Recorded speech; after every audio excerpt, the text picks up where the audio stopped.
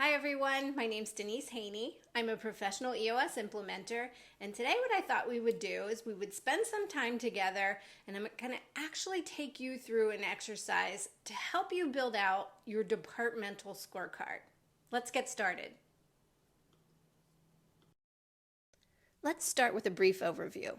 When a company is running on EOS, one of the tools we use to measure the overall health of the organization is the scorecard. More specifically, it gives you a clear picture of whether or not you're doing the weekly activities in your business or department to produce the results you want. What I want to do during our time together is help you take this discipline to the next level in your organization and show you how to create a really great department scorecard. The EOS scorecard is designed to provide clarity, focus, and accountability. And often what I see are managers, particularly in larger companies, who feel like they need to track everything in order to have a pulse on their people and department. But too much data is actually distracting, and it limits your ability to focus in on key metrics. You can't see a clear picture of what's really happening, limiting your ability to predict and avoid costly mistakes. It's important to have access to all of that data if we need it, but it's really more important to have a command of whether or not we are doing the right activities each week to be successful. That's basically going to come down to a subset of numbers. And that's where the EOS scorecard comes in, because it forces you to identify that subset of numbers. And that's what we're going to do today. We're going to identify those key metrics you need to see on your scorecard to give you command of your department. Let's use the control panel of an airplane as an example. An airplane is a complicated machine with thousands and thousands of moving parts and hundreds of controls and gauges. So you could say it has several hundred data points, and they're all very useful. Now, when you first learn to fly, they teach you that there are 6 main gauges you need to keep your eyes on at all times. It's referred to as the 6-pack. At a glance, these 6 instruments will provide you with all the information needed to have a successful flight. They tell you things like airspeed, altitude, heading, orientation, attitude, and turn or roll rate. And the attitude indicator is possibly the most important instrument for pilots. So in one glance, a pilot can tell if the aircraft is climbing or descending, turning or straight and level. So it really gives a direct indication of changes to pitch, attitude, and bank. For the pilot, it comes down to 6 indicators, which tells whether or not the plane is operating correctly and having a successful flight. So essentially, thousands of data points are captured in these 6 dials or instruments, with one, the attitude indicator, being the most important. So if I'm a pilot, can you see how it's much easier to focus on 6 instruments to see if everything is going as planned, or if I'm starting to get into trouble and need to turn things around? If I'm in trouble, that's when I pull in additional data points to get a really clear picture of what's happening. We need to apply the same concept to your department scorecard. The scorecard forces you to figure out what that subset of numbers are that we need to focus on. Okay, let's get to work identifying your 6-pack. I suggest doing this exercise as a team, but if you decide to do it individually as a manager, that's okay. I would just then make sure that you walk your team through it and make all final decisions as a team. So start thinking about what are the handful of numbers that will tell you whether or not your department is being successful and will indicate the overall health of your department.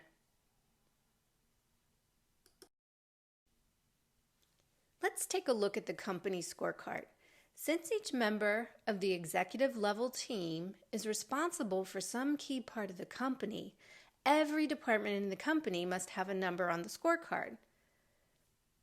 So essentially, those 1 or 2 key numbers on the company scorecard would be the attitude indicator for your department if we tie it back to the pilot analogy. because those one or two key numbers tells us a complete picture as to the overall health and success of the department. Okay, let's get to work. So the first thing I want you to do is take a step back and think about the main purpose of your department and what are those key indicators that show whether or not your department is successful and healthy. So for example, if my department is operations, the main purpose is to deliver a quality product which will be indicated by customer satisfaction. So start by using the numbers your department reports on the company scorecard and just break it down. So create a list of the key weekly activities that your direct reports need to be doing and the results you need to be tracking for your department to be successful. So feel free to pause the video, and then after you're done, come back and we'll move on to the next step. You can do this as a group, and all you need to do is create a laundry list of your ideas for the entire team.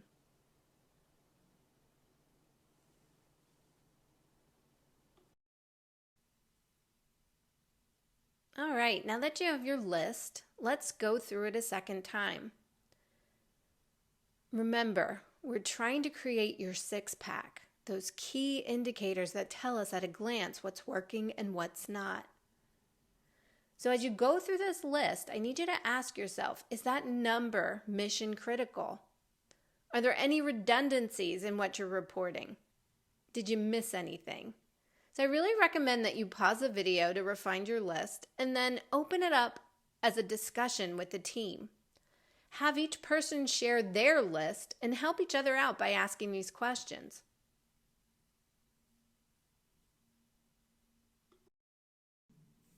Now that you've identified the handful of key weekly activities or results that your department should be focusing on, we need to go through and set goals for each activity or result you're tracking. So take a few minutes to set a goal for each item. Even if you're not sure what the goal should be, it's important you start somewhere and take an educated guess. You can always go back and change it. So pause the video and get to work.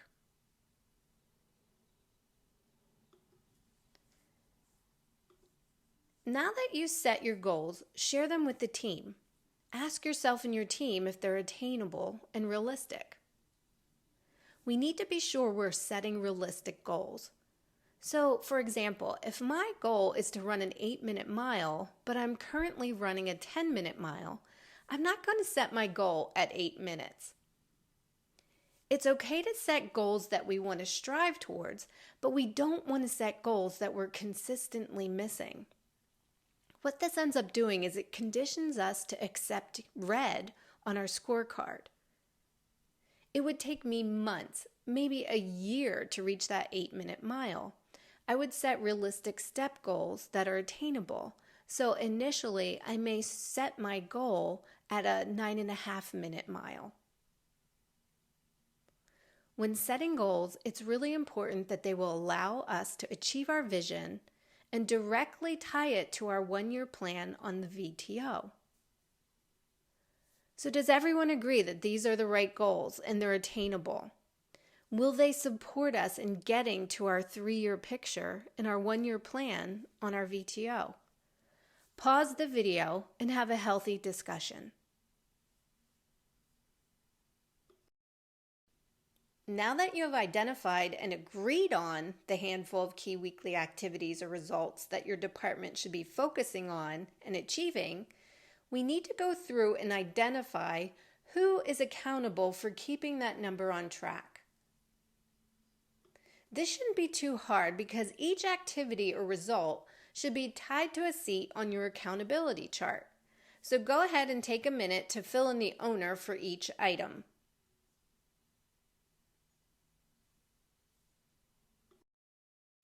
If you do the work outlined in this video, you'll create a really great department scorecard that will provide clarity and accountability for the team. Everyone will know exactly what weekly activities they should be focused on and the expected results.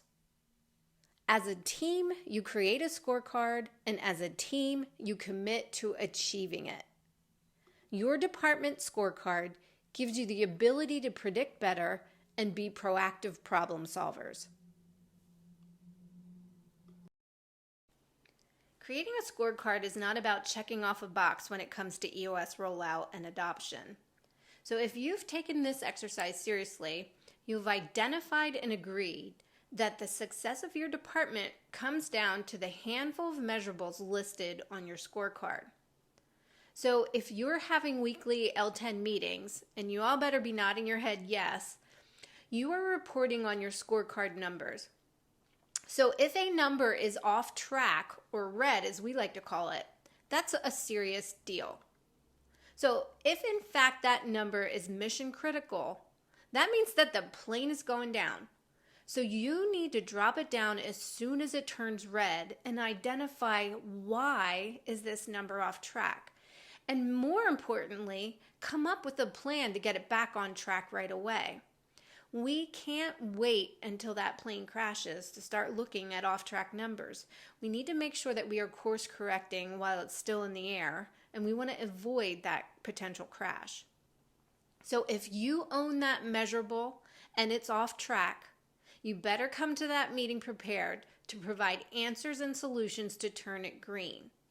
It's okay if you need help from the team, but you own this measurable, so it's your responsibility to provide the solution. Remember, you win as a team and you lose as a team. So that means you need to push each other and call one another out if your scorecard item is red. Now it's your turn to build a great department scorecard. You can use this video for any level in the organization, so your L3 leaders can use this video to create their department scorecard. All they would do is start by breaking down the numbers that they're reporting on their L2 department scorecard. I hope you found this exercise helpful. Please reach out if you have any questions about scorecards or any of the other EOS tools. I'd love to hear from you. You can reach me directly at Denise@outpaceenterprises.com.